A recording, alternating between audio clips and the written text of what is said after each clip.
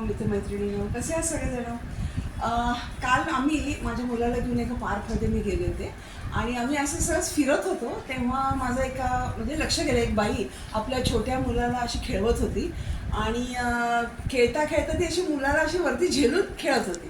तर तो प्रसंग बघून मला माझ्या बालपणीचा एक प्रसंग आठवला. साल आहे 1968. तेव्हा मी साधारण 11 महिन्याची होते. हा बघा फोटो आहे ना, तेवढी मी होते. आणि या फोटोचा इतिहास सांगायचा म्हणजे त्यावेळेला एक लायन्स क्लबनी हेल्दी बेबी कॉन्टेस्टची एक स्पर्धा भरवली होती. तर त्या स्पर्धेत मला फर्स्ट प्राईज मिळालं होतं. तर त्या फर्स्ट प्राईज म्हणून तो घोडा असतो, लहान मुलं खेळतात तो फोटो आहे, तो बघा.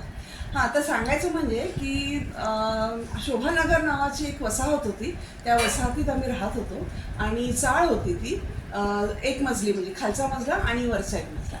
तर एकदा काय झालं, एका दुपारी त्यावेळेला माझ्या घरात माझी पणजी होती, माझ्या वडिलांची आजी, आणि माझे वडील ऑफिसला गेले होते आणि माझी आई काही कामानिमित्त बाहेर गेली होती. तर दुपारी काय केलं, काही मुलांनी अभिनव खेळ शोधून काढला बरं. तर काय, तर 2-3 मुलं वरच्या मजल्यावर गेली आणि काही 2-3 मुलं खाली उभी राहिली आणि त्यातल्या एका मुलांनी मला वरती नेलं, वरच्या मजल्यावरती, आणि वरनं मला खाली फेकलं आणि खालच्या मुलांनी झेललं. तुम्ही बघा किती हा भयावह खेळ आहे. तर जस्ट मी 11 महिन्याची आणि ती मुलं असतील एक 10 वर्षाची, 12 किंवा 15पर्यंत, काही फार मोठी मुलं नव्हती बरं का ती. तर असा हा खेळ, जीव घेणा खेळ चालला त्यावेळेला, पण मजेत चालला होता आणि ते सगळेजण इतकं एन्जॉय करत होते आणि त्याच्यावर मी एन्जॉय करत होते की मला तो खेळ इतका आवडत होता की मी किती अजून हवा, मला अजून हवा असं वाटत होतं. पण तेवढ्यात काय झालं, कोणीतरी माझ्या पणजीला जाऊन उठवलं आणि तिला बाहेर बोलवलं आणि म्हटलं की बघा हा काय जीवाच्या जीवघेणा खेळ सुरू आहे. माझी पणजी प्रचंड टेन्शनमध्ये, प्रचंड घाबरली, कारण आई आल्यानंतर तिला आता काय उत्तर द्यायचं. आणि त्यातून मग दुसरा एक मुलगा बस स्टॉपपाशी जाऊन उभा राहिला की माझी आई ज्या बसनी उतरणार होती की नाही ती. तर माझी आई उतरली बसमधनं आणि मग त्या मुलांनी तिखट मीठ मसाला लावून ती कथा सांगितली की काय घडलंय ते. असं दहशतवादी खेळ थोडक्यात सांगायचे म्हणजे.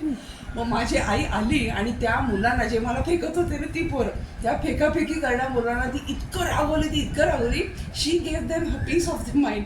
आणि ते इतके घाबरले होते काय विचारू नका.